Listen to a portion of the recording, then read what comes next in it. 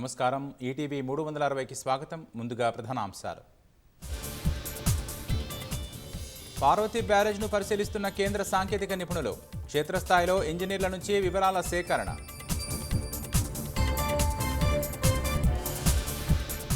June 5 తర్వాత భారాస కనుమరుగేనన్న మంత్రి కోమటిరెడ్డి. 14 స్థానాల్లో డిపాజిట్లు గల్లంతేనంటూ ఎద్దేవా.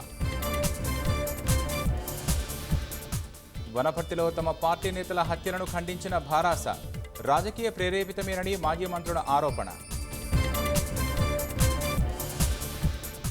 వానాకాలం సీజన్ సమీపిస్తున్న కల్లాల్లోనే ధాన్యం కొనుగోలు చేయాలంటూ జగిత్యాలలో రోడ్డెక్కిన రైతులు. ధాన్యం కొనుగోళ్లు సజావుగానే సాగుతున్నాయన్న పౌర సరఫరాల శాఖ.